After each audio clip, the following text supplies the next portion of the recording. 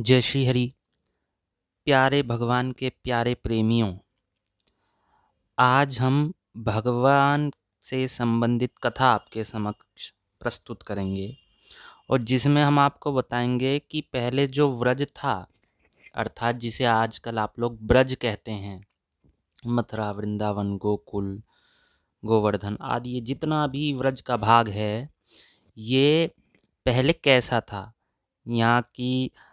यहाँ का वातावरण कैसा था, यहाँ कौन रहता था, कैसे रहता था। तो इस संबंध में आपको कुछ आज बताते हैं और शास्त्र से ही आपको बताएंगे।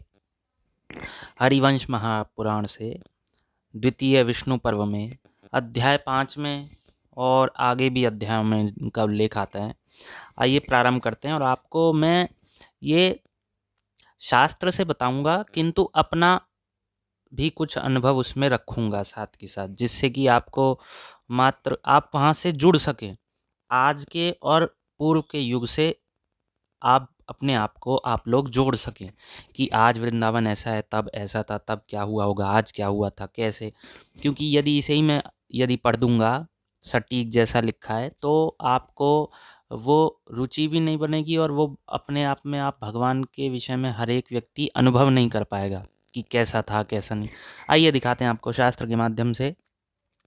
तो अध्याय 5 में बंधु उल्लेख आता है, अध्याय 5 से प्रारंभ कर रहे हैं।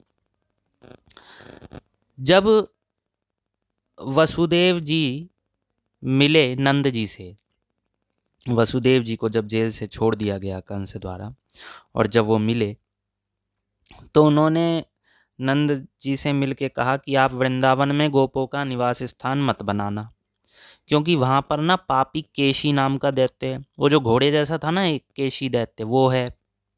विविध प्रकार के सर्प हैं वहाँ पे, तो वहाँ पे कई सारे सांप थे, जैसे कालिए नाग था यमुना जी में वहाँ पे।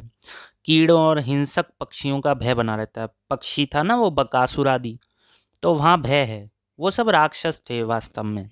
वो राक्षस जो थे वो कोई पक्षी का रूप धारण करके था, कोई घोड़े का रूप धारण करके था, कोई नाग का रूप धारण करके था, अजगर का रूप धारण करके था, कुछ हाथी थे, वो तो मथुरा आदि में थे। तो इस प्रकार था वहाँ।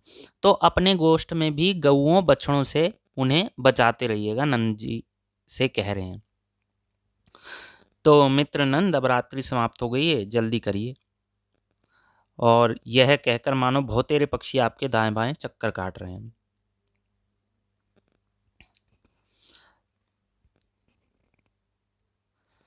तो नंद जी फिर गए हैं और गोकुल अपने निवास स्थान गए हैं। तदनंतर यमुना तटवर्ती एकांत तथा अत्यधिक जल वाले मार्ग से वो चले। यमुना के किनारे किनारे गए। अब ये क्योंकि वसुदेव जी से मिले हैं तो संभवतः मथुरा में ही मिले होंगे, तो यमुना के किनारे किनारे गए और अत्यधिक जल वाले मार्ग से गए, क्योंकि यमुना जी थी वहाँ, यमुना जी का तट था। तो अत्यधिक जल वाले मार्ग से गए। तो उस समय प्रातःकालीन की शीतल वायु बह रही थी। आजकल देख रहे होगे, अभी अप्रैल का महीना चल रहा है, सुबह सुबह अभी तो मौसम अनेक स्थानों में ठंडा है, ऊपर बर्फ़ पड़ रही है। जब थोड़ा सा कम ठंडा होगा, ये बर्फ़ छोड़ के जब जो सुबह सुबह की ठंडी हवा चलती है ना, मंद मंद, वो जो अच्छी लगती है, ऐसी हवा चल रही थी। आगे चलकर दूर से ही हिंसक जंतुओं से हीन गोव्रज दिखाई पड़ा। वहाँ हिंसक जंतु नहीं थे, वो गायों को के विहार की भूमि थी, इसलिए गोव्रज, व्रज यानी गो माने गाय और व्रज माने गमन। गायों का जहाँ गमन होता था वो गोव्रज वहाँ दिखाई पड़ा। तो गोकुल में गाय गाय गाय गाय गोचर भूमि में चरती थी। वह रमणीय प्रदेश गोवर्धन पर्वत के समीप और यमुना नदी के तट पर विद्यमान था। अब देखो, क्योंकि ये बचपन की बात है, तो 7 वर्ष तक तो संभवतः भगवान गोकुल में रहे हैं। तो वह रमणीय प्रदेश गोवर्धन पर्वत के समीप और यमुना नदी के तट पर था, अर्थात वहाँ से गोवर्धन पर्वत समीप थे और यमुना नदी के तट पर था। वृंदावन से यदि गोवर्धन पर्वत की दूरी मानेंगे आप, तो लगभग लगभग आपको संभवतः 20 किलोमीटर के आसपास दूरी है वृंदावन से गोवर्धन। और यदि आप गोकुल से मानेंगे तो गोकुल से लगभग हो सकता है 2500 संभवतः। तो ये दूरी वहाँ की है। अब इतनी दूरी में उन्होंने कहा गोवर्धन पर्वत समीप था। अब हम ये नहीं कह सकते कि यमुना जी का फैलाव उस समय कितना बड़ा था, अब क्योंकि नदियों का फैलाव तो बहुत हो जाता है, और उस समय तो प्राचीन काल था। प्राचीन काल में नदियों के वेग को रोका नहीं जाता था, तो नदियाँ बहुत चौड़ी होती थीं। कितनी चौड़ी होती थी आप कहेंगे? तो भैया नदियाँ 2, 3, 4, 5 5 किलोमीटर तक चौड़ी होती हैं, आज भी हो जाती हैं बाढ़ के क्षेत्र में। 5 किलोमीटर बाद भी एक लंबी दीवार होती है, वहाँ पर जाके पानी रुक जाता है, अर्थात यदि वो दीवार ना हो तो वो और भी अपना घेराव कर ले। इतनी विशाल विशाल नदियाँ होती हैं। तो उस समय कितनी विशाल थी क्या पता वृंदावन से यदि छठी करा से 20 किलोमीटर गोवर्धन है, तो यमुना नदी से देखें तो वहाँ से 5 किलोमीटर छठी करा, तो 25 किलोमीटर वहाँ से, और गोकुल से 30 किलोमीटर हो गए गोवर्धन महाराज, गिरिराज जी महाराज। तो यदि उस समय की बात करें तो हो सकता है यमुना नदी इतनी विस्तृत हो, क्योंकि अब तो सब जगह मकान आदि बन गए हैं, तो यमुना नदी संकुचित हो गई हैं। तो यमुना मैया हो सकता है छठी करा तक हो सकता है उससे भी अधिक आगे तक हो। संभव है, ये असंभव कार्य कुछ भी नहीं बता रहा हूँ मैं आपको। आपको विश्वास ना हो तो जहाँ कहीं भी आप नदी के समीप में रहते हो, गंगा नदी के समीप में अथवा यमुना नदी के समीप में, वहाँ जब बाढ़ आती है तो देख लेना कहाँ तक नदी का जल जाता है। 5 5 किलोमीटर तक हमने प्रत्यक्ष देखा है नदी की चौड़ाई को, और एक बार नहीं 4 4 बार देखा है हमने, ऐसा हुआ है। तो क्योंकि इस समय बांध भी हैं, उस समय तो बांध नहीं थे, सदैव बहती रहती थी, बहुत चौड़ी थी, और वहाँ लोग कब्जा थोड़ा दूर बनाते थे, दूर करते थे नदी से। तो यहाँ आजकल तो समीप में ही कर लेते हैं, और सरकारों के माध्यम से कई सारी चीज़ें उपलब्ध हो गई हैं जिससे कि नदी का वेग कम हो गया, रुक गया है। तो ये सब पहले चलता था। तो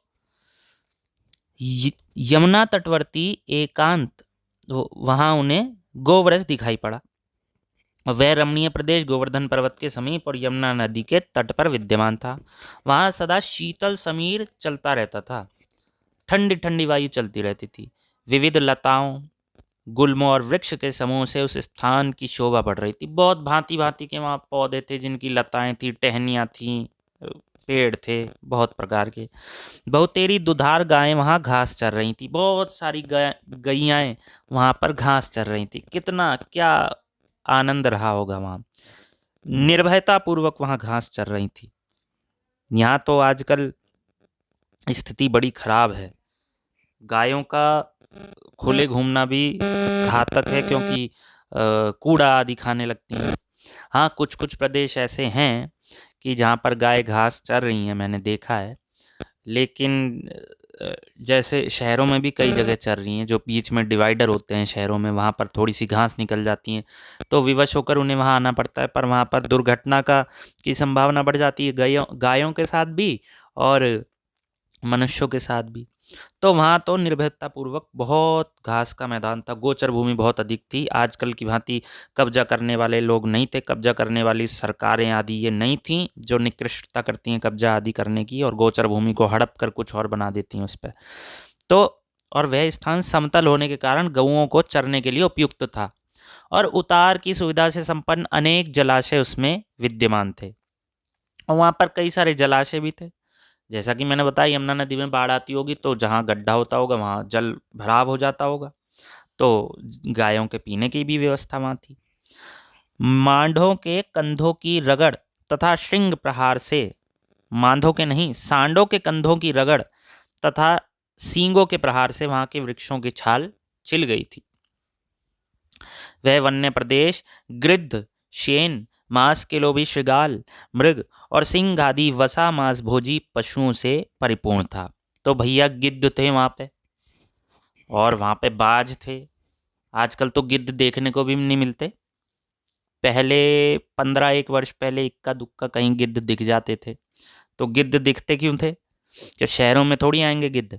गिद्ध तो वहाँ आते हैं जहाँ मांस सड़ा हुआ होता है। सड़ा हुआ मांस जो किसी के खाने योग्य नहीं है, सड़ रहा है, गिद्ध आते हैं वो उसे खा लेते हैं। अब शहर में किसका मांस सड़ेगा? तो भैया शहर में सड़ेगा ये जो बूचड़ खाने वाले ये जितने भी मांसाहारी जीव हैं, मांसाहारी मनुष्य हैं, ये खा खा के उनका फेंकते हैं जहाँ पर कचड़ा बाजार में, बूचड़ खाने में। तो कचड़ा घर में फेंक देते हैं। अब कचड़ा घर में तो चील आदि होती हैं, बाज तो वहाँ दिखते नहीं। क्यों नहीं दिखते? क्योंकि कचड़े को उठा के वो फिर कहीं और ले जाते हैं। गिद्ध लोग डरते हैं इस चीज़ से, वो नहीं आते। वो वन में जो मांस सड़ रहा होता है उसको खाने के लिए गिद्ध लोग आते हैं। अब यहाँ वन तो रह नहीं गए, तो बाज थे वहाँ पे, तो बाज तो होने स्वाभाविक हैं, आज भी संभवतः दिख सकते हैं। चील तो हैं ही, और मांस के लोभी शृगाल आदि। तो ये जो छोटे मोटे जो लोमड़ी भेड़िया आदि जो जीव होते हैं, इस प्रकार के जीव थे। मृग थे, तो हिरण आदि भी थे, और सिंह आदि वसा मांस भोजी वन पशुओं से परिपूर्ण था, और वहाँ पर सिंह भी थे। तो बंधुओं, आज से ये हरिवंश पुराण लगभग 5100 वर्ष पूर्व की है। तो 5100-200 वर्ष पूर्व वृंदावन में नहीं, गोकुल में सिंह आदि रहते थे, गोकुल के पास में। लेकिन आप कहेंगे भैया ऊपर तो उन्होंने कह दिया कि 17वें श्लोक में कि आगे चलकर दूर से ही हिंसक जंतुओं से हीन गोवरस दिखाई पड़ा। हाँ, तो जो सिंह आदि हैं वो होते तो हिंसक ही हैं, खाएंगे तो मांस ही, लेकिन ऐसे हिंसक नहीं थे कि मनुष्यों को हानि पहुंचाएं। जैसे कि वर्तमान में जो बाघ सिंह आदि हैं, आप उत्तराखंड में जाओ, आए दिन आपको समाचार मिलेगा रामनगर के पास कि ये बाघ इसे पकड़ के ले गया, बाघ ने उसे खा लिया, बाघ ने इसे खा लिया। और जिम कॉर्बेट जो नेशनल पार्क आप लोग कहते हैं। और एक दो बार मध्य प्रदेश से भी एक आध शेर ऐसे थे जहाँ से वो शेर ने जो है, शेर अर्थात शेर नहीं कहूँगा, व्याघ्र ने, अब पता नहीं ये सिंह व्याघ्र है अथवा बब्बर शेर है। तो सिंह ने वहाँ भी, बाघ ने वहाँ भी हमला किया था, मध्य प्रदेश में भी मैन ईटर हो गया था। बिहार में भी ऐसा हुआ है, उसे पकड़ा भी गया था। तो लेकिन ये मैन ईटर नहीं था, इसलिए इसे कहा गया है कि हिंसक नहीं था ये। तो ये लोग थे वही जो कि वन में रहने वाले पशुओं आदि को ही मारकर अपना पेट भरते थे। तो वहाँ सिंहों का भीषण गर्जन सदा सुनाई देता था। अब देगा ही, वो तो वन पशुओं को मारते थे तो देगा ही, लेकिन ऐसे नहीं थे कि मैन ईटर। तो विविध भांति के पखेरु वहाँ सदा विचरते रहते थे। बहुत स्वादिष्ट फलों की भी वहाँ कमी नहीं थी। घास भी, अब देखो स्वादिष्ट फल, आप कहेंगे यार फल कहाँ से आ गए, हमें तो दिखते नहीं। क्यों नहीं दिखते? आप स्थान स्थान पर जाओ, आपको शहतूत के पेड़ मिलेंगे। जब उनका मौसम आता है, जब उनकी ऋतु आती है, तो शहतूत के पेड़ नीचे भूमि पर पड़े दिखाई देंगे आपको। जामुन के फल नीचे पड़े दिखाई देंगे। अब वहाँ उन्हें कोई खाने वाला नहीं है, वहाँ उनकी कोई व्यवस्था करने वाला नहीं है, कम है पेड़, कोई उगाने वाला नहीं है। लेकिन उस समय क्या पता और भी अनेकों प्रकार के हों, गूलर के भी हों, जामुन के भी हों, शहतूत के भी हों। ये 3 फल ऐसे हैं कि आपको बिकने को कहीं मिलेंगे नहीं, दिखेंगे नहीं। और आम आदि के भी आप गाँव में जाएंगे तो बहुत सारे वृक्ष मिलेंगे। उस समय तो पृथ्वी और उर्वरक क्षमता से संपन्न थी, उर्वरक क्षमता से। तो घास भी वहाँ पर्याप्त मात्रा में थी। वहाँ चारों ओर गऊओं का शब्द सुनाई देता था और अगणित गोपियाँ चलती फिरती दिखाई देती थीं। सब और बछड़ों की हम्भा ध्वनि सुनाई देती थी। बहुतेरी बैलगाड़ियाँ गोलाकार करके खड़ी थीं। स्थान स्थान पर कांटों से रुधा बाड़ा विद्यमान था। वो कांटों से बना देते थे बाड़ा कि भैया कोई पशुओं की रक्षा करने के लिए। अब जैसा कि जंगली जानवर वहाँ थे, सिंह आदि, तो वो कहीं गायों को हानि ना पहुंचाए तो वो बाड़ा बना देते होंगे। उन बाड़ों के किनारे किनारे बहुत से जंगली वृक्ष गिरे पड़े हुए थे। जंगली वृक्ष भी हो सकता है उन्होंने लगा दिए हों। कहीं कहीं बछड़ों को बांधने के लिए रस्सियों युक्त खूंटे गड़े थे।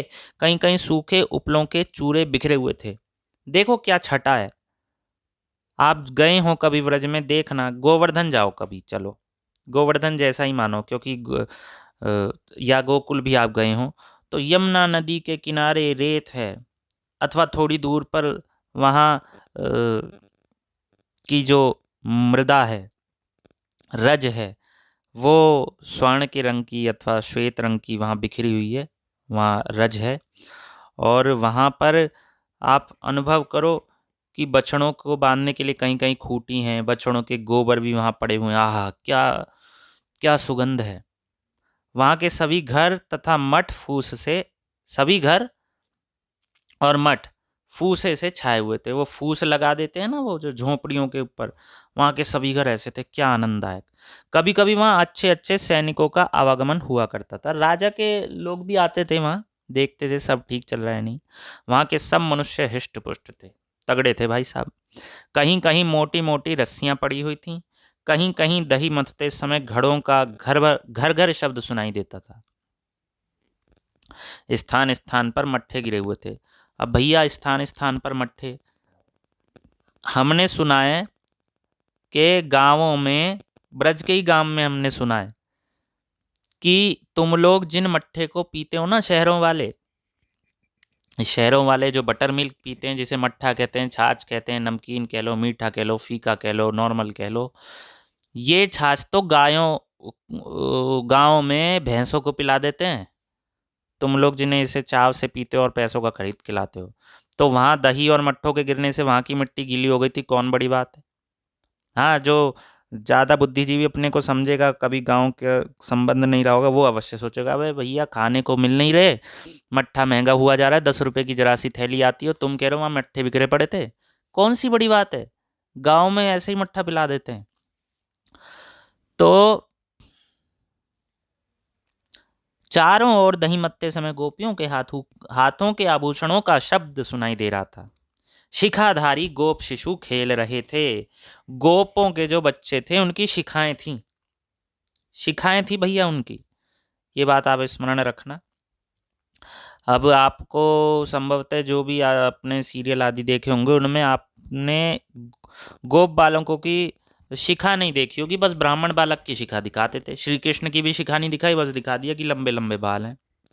तो शिखा होती थी गोप बालकों की। और गोप बालक जो थे यादव, वो वैश्य थे, वो वैश्यों की शिखा होती थी। और गऊओं के सभी बाड़ों का द्वार बंद था और उनके भीतर गऊओं के रहने के लिए सब प्रकार की सुविधाएं विद्यमान थी। पकाए जाते हुए घी की सुगंध आती थी और वायु से वो और दूर तक जाती थी।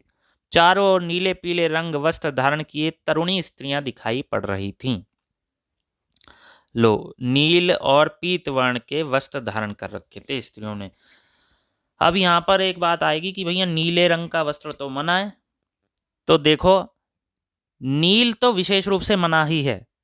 जो नील होता है, नील जिस पे रंगा जाता है, उस समय नील की खेती नहीं होती होगी। नीला रंग किसी अन्य अच्छे पुष्प से बनाया होगा जो निषिद्ध नहीं होगा, बहुत अच्छा होगा। तो उस प्रकार से वस्त्र धारण किए होंगे, नीले और पीले रंग के। जंगली पुष्पों के आभूषण तथा अंगिया पहने पनिहारी गोपियां मस्तक पर जल भरे। तो जंगली पुष्पों के आभूषण होते थे उनके, मालाएं आदि धारण करती होंगी, हाथ में कंकड़ आदि होंगे पुष्पों के, जो भी जहाँ भी होगा, गुथन, और वो जो जूड़े में बांधते हैं पुष्प, उन्हें क्या कहते हैं मेरे स्मरण नहीं, वो होगा। तथा अंगिया पहने, अंग पर जो पहनते हैं वो पहने, पनिहारी अर्थात पानी जो भर के लाती थी वो गोपियां मस्तक पर जल भरे कलश धरे श्रेणीबद्ध होकर चल रही थी। गोप गणों से मुखरित उस गोव्रज में प्रविष्ट होते ही गोपवर नंद बहुत प्रसन्न हुए। गोपवर नंद को देखते ही वहां के वृद्ध गोपों तथा वृद्धा गोपियों ने उठकर उनकी आगवानी की। तदनंतर नंद को शकट आदि से परिवृत एक सुखदायी स्थान ले जाकर बिठाला। वहां पर नंद जी को वहां बिठाया अच्छे से। इसके बाद नंद जी वहां गए जहां वसुदेव की प्रियतमा स्त्री रोहिणी जी बैठी थीं। वहां पहुंचकर उन्होंने तेजस्वी कृष्ण जो बालक थे उन्हें रोहिणी जी को दे दिया। और ये यहाँ पर बंधुओं हम विराम देते हैं। यहाँ तक अध्याय 6 संपूर्ण हो गया है और अध्याय 5 संपूर्ण हो गया है। आगे आपको बताएंगे फिर से कि और गोव्रज कैसे कैसे था, क्या क्या हुआ उसके बाद वो कहाँ चले गए, गोकुल छोड़ के कैसे गए, क्या हुआ। तो तब तक के लिए बंधुओं धन्यवाद। जय श्री हरि।